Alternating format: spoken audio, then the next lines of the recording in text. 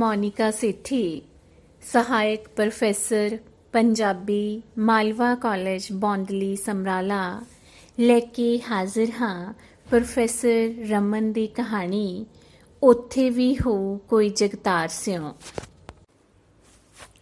ਸਾਡੇ ਛੋਟੇ ਬਾਲਾਂ ਲਈ ਸਕੂਲ ਇੱਕ ਤਰ੍ਹਾਂ ਦਾ ਠਾਣਾ ਹੀ ਸੀ। ਪਿੰਡੋਂ ਬਾਹਰਵਾਰ ਕਬਰਾਂ ਕੋਲ ਉਸਰਿਆ ਹੋਇਆ ਇਹ ਸਕੂਲ ਸਾਡੇ ਲਈ ਕਬਰਾਂ ਵਾਂਗ ਅੰਤਕ ਦਾ ਹੀ ਪ੍ਰਤੀਕ ਸੀ।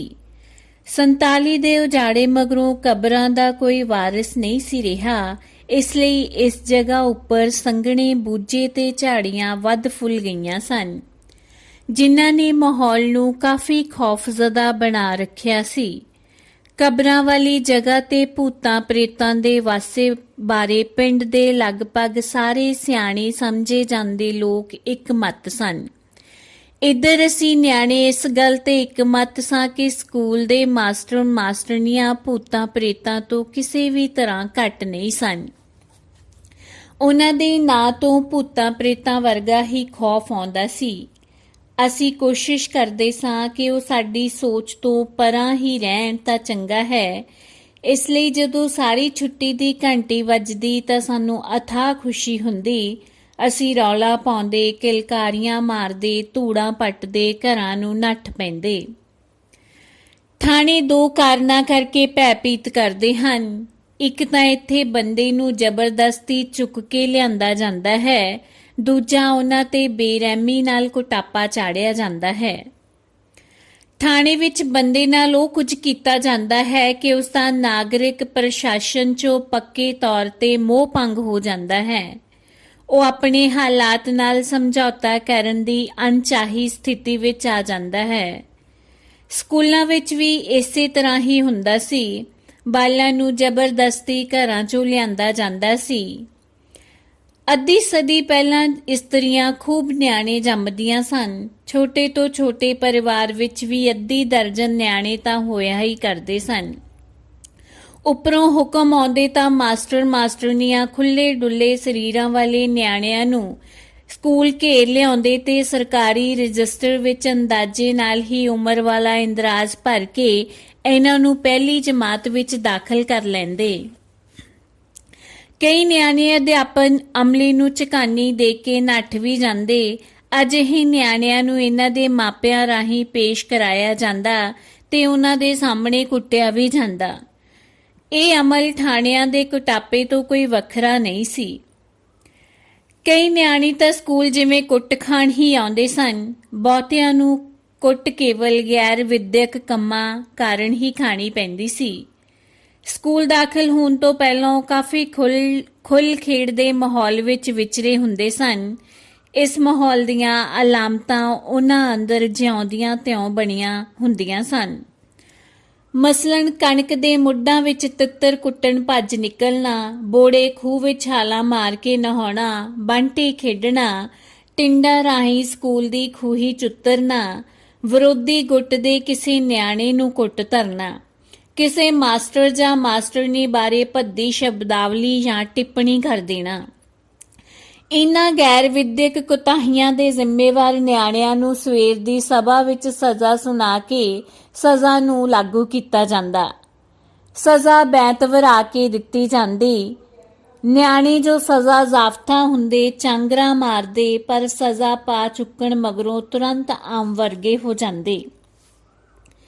ਸਕੂਲ ਵਿੱਚ ਗਣਿਤ ਵਿਸ਼ੇ ਦਾ ਅਧਿਆਪਕ ਜਗਤਾਰ ਸਿੰਘ ਸੀ। ਲੰਮਾ, ਪਤਲਾ, ਫੁਰਤੀਲਾ ਤੇ ਖਰਵਾ। ਉਹਦੇ ਚਿਹਰੇ ਉੱਪਰ ਕਦੇ ਕਦਾਈ ਮੁਸਕਰਾਹਟ ਦਾ ਦਿਸ ਪੈਣਾ ਕਿਸੇ ਕ੍ਰਿਸ਼ਮੇ ਤੋਂ ਘੱਟ ਨਹੀਂ ਸੀ ਸਮਝਿਆ ਜਾਂਦਾ। ਛੁੱਟੀ ਹੋਣ ਤੋਂ ਮਗਰੋਂ ਵੀ ਨਿਆਣੇ ਉਸਦੇ ਸਹਿਮ ਦਾ ਬੋਝ ਢਾਉਂਦੇ ਰਹਿੰਦੇ ਸਨ। ਉਹਦੇ ਪੀਰੀਅਡ 'ਚ ਕਈ ਨਿਆਣੇ ਕਮਜ਼ੋਰ ਨਿਆਣਿਆਂ ਦਾ ਪਿਸ਼ਾਬ ਵੀ ਕਾਬੂ ਵਿੱਚ ਨਹੀਂ ਸੀ ਰਹਿੰਦਾ। ਸਵਾਲ ਗਲਤ ਹੋ ਜਾਣ ਦੀ ਸੂਰਤ ਵਿੱਚ ਜਾਂ ਫਾਰਮੂਲਾ ਨਾ ਆਉਣ ਦੀ ਸੂਰਤ ਵਿੱਚ ਉਹ ਸਿੱਧਾ ਹੀ ਨਿਆਣੇ ਨੂੰ ਕਹਿ ਦਿੰਦਾ, ਹੱਥ ਕੱਢ, ਤੇ ਫਿਰ ਹੱਥਾਂ ਤੇ ਬਿਨਾਂ ਗਿਣਤੀ ਕੀਤਿਆਂ ਬੈਂਤ ਵਰਾ ਦਿੰਦਾ। ਸਵਾਲ ਸਮਝਾਉਣ ਜਾਂ ਨਿਆਣੇ ਦੀ ਗਲਤੀ ਦਰੁਸਤ ਕਰਨ ਦੀ ਖੇਚਲ ਉਹ ਘੱਟ ਹੀ ਕਰਦਾ ਸੀ। ਨਿਆਣਿਆਂ ਨੇ ਮਾਸਟਰ ਜਗਤਾਰ ਸਿਉਂ ਦੇ ਕਈ ਨਾਂ ਰੱਖੇ ਹੋਏ ਸਨ। ਕੋਈ ਉਹਨੂੰ ਉਹਦੀ ਫੁਰਤੀਲੀ ਸ਼ਖਸੀਅਤ ਕਾਰਨ ਚਿੜਾ ਆਖਦਾ। ਉਹਦੇ ਵਹਿਸ਼ੀ ਸੁਭਾਅ ਕਰਕੇ ਉਹਨੂੰ ਨਿਆਣੇ ਜੱਗਾ ਕਸਾਈ ਵੀ ਕਹਿੰਦੇ। ਇੱਕ ਦਿਨ 7ਵੀਂ 'ਚ ਪੜ੍ਹਦੇ ਛਿੰਦੇ ਨੇ ਆਪਣੇ ਜਮਾਤੀ ਨਾਲ ਕਿੜ ਕੱਢਣ ਲਈ ਉਹਦੀ ਜਗਤਾਰ ਸਿੰਘ ਕੋਲ ਸ਼ਿਕਾਇਤ ਕਰ ਦਿੱਤੀ। ਮਾਸਟਰ ਜੀ, ਤੁਹਾਨੂੰ ਜੰਟਾ ਜੱਗਾ ਕਸਾਈ ਕਹਿੰਦਾ ਸੀ। ਸੁਣਦਿਆਂ ਸਾਰ ਹੀ ਜਗਤਾਰ ਸਿੰਘ ਨੇ ਛਿੰਦੇ ਦੀ ਕੂਲੀ ਗੱਲ ਤੇ 4-5 ਕਰਾਰੀਆਂ ਚਪੇੜਾਂ ਝੜ ਦਿੱਤੀਆਂ। ਆਪਣਿਆਂ ਵਿਗੜਿਆ ਨਾ ਸੁਣ ਕੇ ਉਹਦਾ ਗੁੱਸਾ 7ਵੇਂ ਅਸਮਾਨ ਤੇ ਚੜ ਗਿਆ ਸੀ। ਛਿੰਦਾ ਭੈੜਾ ਜਿਹਾ ਮੂੰਹ ਬਣਾ ਕੇ ਜਮਾਤ ਵਿੱਚ ਵਾਪਸ ਆ ਗਿਆ। ਵਿਚਾਰਾ ਸ਼ਿਕਾਇਤ ਦੀ ਸਫਲਤਾ ਦੇ ਪੱਖ ਵਿੱਚ ਤੇ ਪਈ ਕੁੱਟ ਉੱਪਰ ਪੋਚਾ ਮਾਰਨ ਲਈ ਬੁੜ-ਬੁੜ ਕਰਨ ਲੱਗਾ। ਹੁਣ ਦੇਖਿਓ ਕੱਲ ਨੂੰ ਸਵੇਰੇ ਕੀ ਬਣਦਾ, ਦੇਖ ਲਿਓ ਕੱਲ ਨੂੰ। ਸੁਣ ਕੇ ਸਭ ਦੇ ਮਨਾਂ ਵਿੱਚ ਉਤਸੁਕਤਾ ਪੈਦਾ ਹੋ ਗਈ ਕਿ ਦੇਖੋ ਕੱਲ ਨੂੰ ਕੀ ਬਣਦਾ। ਸਭ ਨੂੰ ਪੱਕਾ ਯਕੀਨ ਸੀ ਕਿ ਹੁਣ ਜੰਟੇ ਦੀ ਖੈਰ ਨਹੀਂ। ਐਵੇਂ ਹੀ ਹੋਇਆ, ਸਗੋਂ ਇਸ ਤੋਂ ਵੀ ਕੁਝ ਵੱਧ ਹੋ ਗਿਆ। ਪ੍ਰਾਰਥਨਾ ਸਭਾ ਵਿੱਚ ਛਿੰਦੇ ਤੇ ਜੰਟੇ ਦੋਵਾਂ ਨੂੰ ਖੜਾ ਕਰ ਲਿਆ ਗਿਆ। ਇਹ ਨਹੀਂ ਦੱਸਿਆ ਗਿਆ ਕਿ ਕਿਹਨੇ ਕਿਹਨੂੰ ਕੀ ਕਿਹਾ ਸੀ। ਦੋਹਾਂ ਉੱਪਰ ਰਲ ਕੇ ਸ਼ਰਾਰਤਾਂ ਕਰਨ ਦਾ ਸਾਂਝਾ ਦੋਸ਼ ਲਾਇਆ ਗਿਆ ਤੇ ਸਾਰੇ ਸਕੂਲ ਸਾਹਮਣੇ ਦੋਹਾਂ ਨੂੰ ਮੁਰਗਾ ਬਣਾ ਕੇ ਮਿਸਾਲੀ ਸਜ਼ਾ ਦਿੱਤੀ ਗਈ। ਜਗਤਾਰ ਸਿੰਘ ਦੀ ਕੁੱਟ ਸਕੂਲ ਪੜ੍ਹਨ ਵਾਲੇ ਬੱਚਿਆਂ ਦਰਮਿਆਨ ਨਰਕ ਵਿੱਚ ਪਾਪੀਆਂ ਨੂੰ ਦਿੱਤੀ ਜਾਂਦੀ ਜਮਦੂਤਾਂ ਦੀ ਸਜ਼ਾ ਸਮਾਨ ਸਮਝੀ ਜਾਂਦੀ ਸੀ। ਇਸ ਦੇ ਬਾਵਜੂਦ ਮਾਪਿਆਂ ਨੂੰ ਉਹਦੀ ਕੁੱਟ ਉੱਪਰ ਕਦੇ ਕੋਈ ਇਤਰਾਜ਼ ਨਹੀਂ ਸੀ ਹੋਇਆ।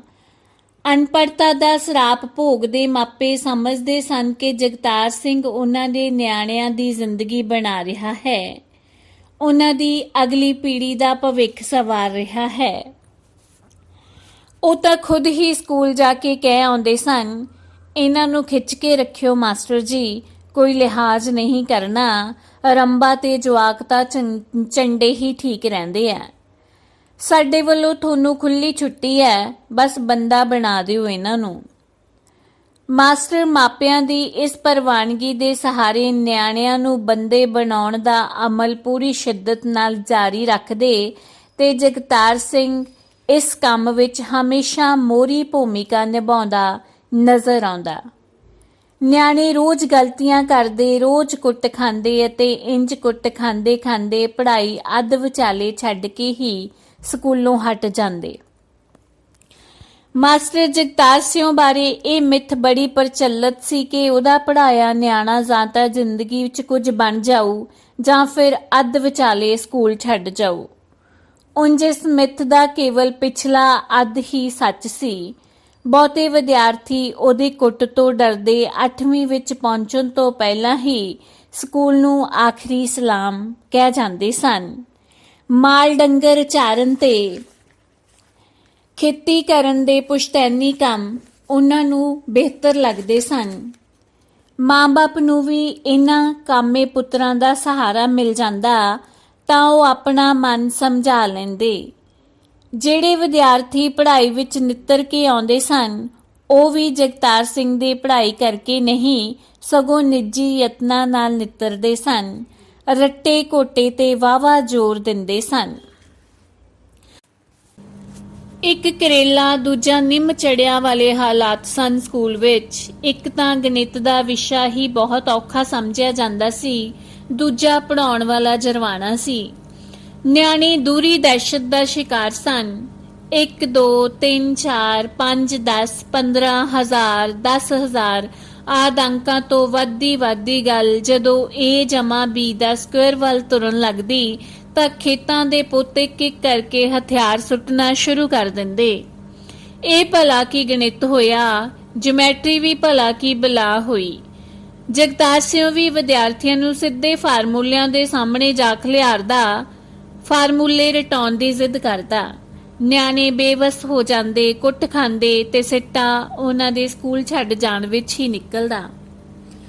ਨਿਆਣਿਆਂ ਨੂੰ ਇਹ ਗੱਲ ਵੀ ਅੱਖਰਦੀ ਸੀ ਕਿ ਜਗਤਾਰ ਸਿੰਘ ਛੁੱਟੀ ਬਹੁਤ ਘੱਟ ਕਰਦਾ ਸੀ। ਸਕੂਲ ਆ ਕੇ ਉਹ ਬਿਨ ਨਾਗਾ ਆਪਣੇ ਸਾਰੇ ਪੀਰੀਅਡ ਲਾਉਂਦਾ, ਉਹਦੇ ਹੁਕਮ ਦੀ ਤਾਮੀਲ ਕਰਦਾ, ਮਨੀਟਰ ਡੰਡਾ ਮੇਜ਼ ਤੇ ਹਾਜ਼ਰ ਰੱਖਦਾ। ਪੜ੍ਹਾਉਂਦਿਆਂ ਉਹਦੇ ਇੱਕ ਹੱਥ ਕਿਤਾਬ ਤੇ ਦੂਜੇ ਹੱਥ ਡੰਡਾ ਹੁੰਦਾ। ਇੱਕ ਵਾਰ ਜਮਾਤੀਆਂ ਨੇ ਰਾਏ ਕਰਕੇ ਮਨੀਟਰ ਨੂੰ ਮਨਾ ਲਿਆ ਕਿ ਉਹ ਡੰਡਾ ਛੇਤੀ ਟੁੱਟ ਜਾਣ ਵਾਲਾ ਲਿਆਇਆ ਕਰੇ। ਇਸ ਤਰ੍ਹਾਂ ਦਾ ਡੰਡਾ ਆਇਆ ਤਾਂ ਮਨੀਟਰ ਦੀ ਸ਼ਾਮਤ ਆ ਗਈ। ਇਹ ਡੰਡਾ ਪੂਰੇ ਦਾ ਪੂਰਾ ਮਨੀਟਰ ਉੱਪਰ ਹੀ ਵੜਿਆ ਤੇ ਅੱਗੇ ਤੋਂ ਮਨੀਟਰ ਸਮਝ ਗਿਆ ਕਿ ਉਹਦੀ ਚਲਾਕੀ ਇਸ ਵੱਢ ਖਾਣੇ ਅੱਗੇ ਨਹੀਂ ਚੱਲਣੀ। ਮਨੀਟਰ ਵਿਚਾਰਾ ਬੇਬਸ ਸੀ, ਅਸਤੀਫਾ ਵੀ ਨਹੀਂ ਸੀ ਦੇ ਸਕਦਾ। ਇਸ ਤਰ੍ਹਾਂ ਕੀ ਹੁਸ਼ਿਆਰ ਤੇ ਕੀ ਨਲਾਇਕ, ਹਰ ਕੋਈ ਕਿਸੇ ਨਾ ਕਿਸੇ ਕਾਰਨ ਜਗਤਾਰ ਸਿੰਘ ਦੇ ਕਹਿਰ ਦਾ ਸ਼ਿਕਾਰ ਹੋ ਹੀ ਜਾਂਦਾ ਸੀ।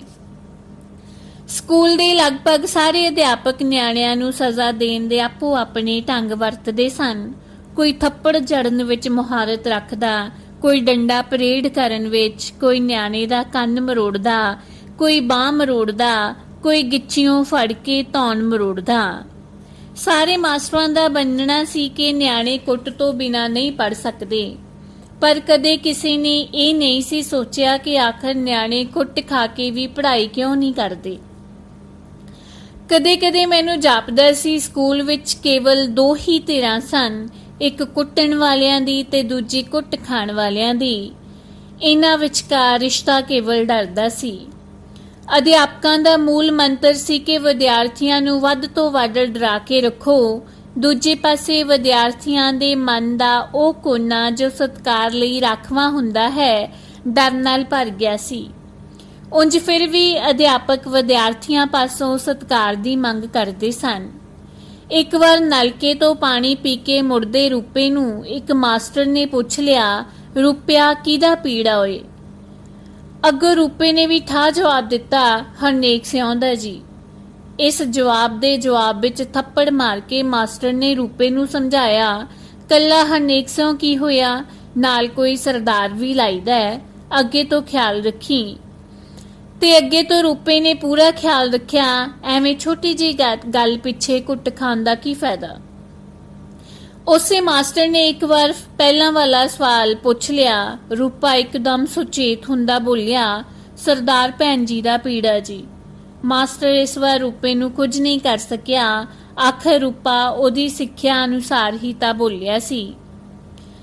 ਜਗਤਾਰ ਸਿੰਘ ਮਾਤਰ ਅਧਿਆਪਕ ਨਹੀਂ ਸੀ, ਖੇਤੀਬਾੜੀ ਦਾ ਕੰਮ ਕਰਦਾ ਸੀ। ਪਤਨੀ ਘਰੇਲੂ ਔਰਤ ਸੀ, ਦੋ ਬੱਚੇ ਸਨ, ਦੋਵੇਂ ਮੁੰਡੇ।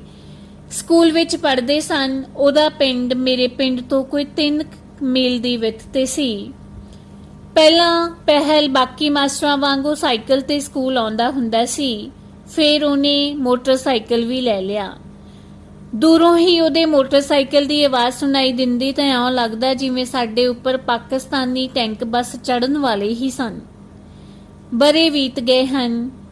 ਸਕੂਲੋਂ ਨਿਕਲ ਕੇ ਜਿਉਂ ਹੀ ਮੈਂ ਬਾਹਰ ਕਾਲਜਾਂ ਯੂਨੀਵਰਸਿਟੀਆਂ ਵਿੱਚ ਨਿਕਲਿਆ, ਸਕੂਲ ਗੇੜਾ ਮਾਰਨ ਨੂੰ ਕਦੇ ਰੂਹ ਹੀ ਨਹੀਂ ਸੀ ਕੀਤੀ।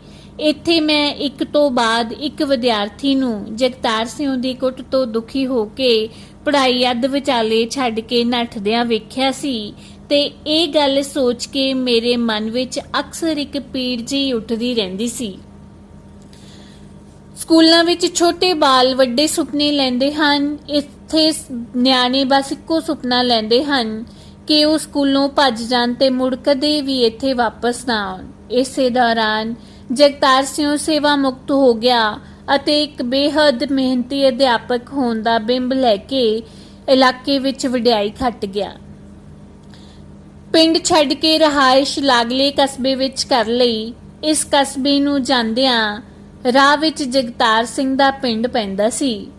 ਜਦ ਵੀ ਪਿੰਡ ਗੇੜਾ ਵੱਜਦਾ ਉਹ ਆਪਣੇ ਪਿੰਡ ਦੇ ਕਿਸੇ ਨਾ ਕਿਸੇ ਮੋੜ ਤੇ ਖੜਾ ਦਿਖਾਈ ਹੀ ਦੇ ਜਾਂਦਾ ਸੀ। ਸ਼ੁਰੂ ਵਿੱਚ ਉਹ ਕਾਫੀ ਫੁਰਤੀਲਾ ਦਿਖਾਈ ਦਿੰਦਾ ਸੀ, ਬਿਲਕੁਲ ਆਪਣੇ ਸਕੂਲ ਦੇ ਦਿਨਾਂ ਵਾਂਗ।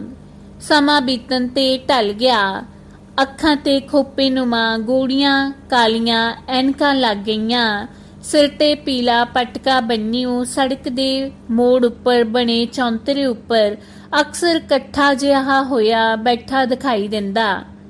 ਕਈ ਵਾਰ ਮੱਲੋ ਮੱਲੀ ਮਨ ਬਣਾਇਆ ਕਿ ਇਸ ਸ਼ਖਸ ਨਾਲ ਦੁੱਖ ਸੁੱਖ ਸਾਂਝਾ ਕਰ ਹੀ ਜਾਵਾਂ, ਪਰ ਹਰ ਵਾਰ ਮੈਂ ਟਲ ਹੀ ਜਾਂਦਾ। ਇੱਕ ਦਿਨ ਦਿਲ ਕਰੜਾ ਕਰਕੇ ਗੱਡੀ ਰੋਕ ਹੀ ਲਈ। ਸਾਈਡ ਤੇ ਗੱਡੀ ਪਾਰਕ ਕਰਕੇ ਝਿਜਕਦਾ ਜਿਹਾ ਜਗਤਾਰ ਸਿੰਘ ਕੋਲ ਗਿਆ। ਆਦਤਨ ਗੋਡੀ ਹੱਥ ਲਾਇਆ ਤੇ ਦੱਸਿਆ ਕਿ ਮੈਂ ਉਹਨਾਂ ਦਾ ਪੁਰਾਣਾ ਵਿਦਿਆਰਥੀ ਹਾਂ। ਉਹਨੇ ਕੋਈ ਪ੍ਰਤੀਕਰਮ ਨਹੀਂ ਦਿਖਾਇਆ, ਮੈਨੂੰ ਬਸ ਮਹਿਸੂਸ ਜਿਹਾ ਹੋਇਆ ਕਿ ਉਹਨੇ ਮੈਨੂੰ ਪਛਾਣ ਲਿਆ ਹੈ। ਬੜੀ ਮੱਧਮ ਜਿਹੀ ਆਵਾਜ਼ ਵਿੱਚ ਉਹਨੇ ਮੈਨੂੰ ਪੁੱਛਿਆ, ਕੀ ਹਾਲ ਹੈ? ਤੂੰ ਤਾਂ ਲੱਗ ਗਿਆ ਸੀ ਨੌਕਰੀ ਤੇ। ਮੈਂ ਅੱਗੋਂ ਸਿਸ਼ਟਾਚਾਰ ਵਜੋਂ ਕਿਹਾ, ਜੀ ਹਾਂ, ਆਪ ਦੀ ਕਿਰਪਾ ਨਾਲ ਹੋ ਹੀ ਗਿਆ ਸੀ ਗੁਜ਼ਾਰੇ ਜੋਗਾ। ਨਿਆਣੇ ਕੀ ਕਰਦੇ ਐ? ਰਸਮੀ ਜਿਹੀ ਦਿਲਚਸਪੀ ਨਾਲ ਉਹਨੇ ਪੁੱਛਿਆ। ਪੜ੍ਹ ਲਿਖ ਗਏ, ਨੌਕਰੀਆਂ ਕਰਦੇ ਆ, ਸੈੱਟ ਆ ਸਾਰੇ। ਚਾਹ ਪੀਏਂਗਾ? ਨਹੀਂ, ਚਾਹ ਪਿੰਡੋਂ ਪੀ ਆਇਆ, ਤੁਹਾਡੇ ਦਰਸ਼ਨ ਹੋ ਗਏ, ਧੰਨ ਭਾਗਾ। ਫਿਰ ਮੈਂ ਸੋਚਿਆ ਮੈਨੂੰ ਵੀ ਜਗਤਾਰ ਸਿੰਘ ਦੇ ਨਿਆਣਿਆਂ ਬਾਰੇ ਪੁੱਛਣਾ ਚਾਹੀਦਾ ਹੈ। ਭਲਾ ਆਪਣੇ ਮੁੰਡੇ ਕੀ ਕਰਦੇ ਆ ਮਾਸਟਰ ਜੀ? ਉਹ ਤਾਂ ਅਫਸਰ ਬਣ ਗਏ ਹੋਣਗੇ। ਜਗਤਾਰ ਸਿੰਘ ਥੋੜਾ ਤੜਪਕਿਆ, ਜਿਵੇਂ ਤੜਪਿਆ ਹੋਵੇ, ਜਿਵੇਂ ਉਹਦੀ ਦੁਖਦੀ ਰਗ ਤੇ ਕਿਸੇ ਨੇ ਹੱਥ ਰੱਖ ਦਿੱਤਾ ਹੋਵੇ। ਅਫਸਰ ਨਾ ਕੁਝ ਹੋਰ, 4 ਜਮਾਤਾਂ ਪੜ੍ਹਦੇ ਤਾਂ ਹੀ ਅਫਸਰ ਬਣਦੇ, ਇੱਥੇ ਖੇਤੀ ਕੁੱਤੀ ਕਰਦੇ ਤੁਰੇ ਫਿਰਦੇ ਆ। ਥੋੜਾ ਵਕਫਾ ਲੈ ਕੇ ਮੈਂ ਪੁੱਛਿਆ, ਮਾਸਟਰ ਜੀ ਉਹ ਤਾਂ ਪੜ੍ਹੇ ਲਿਖੇ ਇਨਸਾਨ ਦੇ ਪੁੱਤਰ ਸਨ, ਉਹ ਭਲਾ ਕਿਉਂ ਨਹੀਂ ਪੜ੍ਹੇ? ਜਗਤਾਰ ਸਿੰਘ ਦਾ ਬਿਰਧ ਚਿਹਰਾ ਜਿਵੇਂ ਤਣਿਆ ਜਿਹਾ ਗਿਆ ਹੋਵੇ। ਆਪਣੇ ਧੁਰ ਅੰਦਰੋਂ ਪਿੰਡ ਦੇ ਉਸ ਸਕੂਲ ਵੱਲ ਜਿੱਥੇ ਉਹਦੇ ਮੁੰਡੇ ਪੜ੍ਹਦੇ ਰਹੇ ਸਨ ਇਸ਼ਾਰਾ ਕਰਦਿਆਂ ਬੋਲਿਆ, ਉੱਥੇ ਵੀ ਹੋਊ ਕੋਈ ਮਾਸਟਰ ਜਗਤਾਰ ਸਿਉਂ।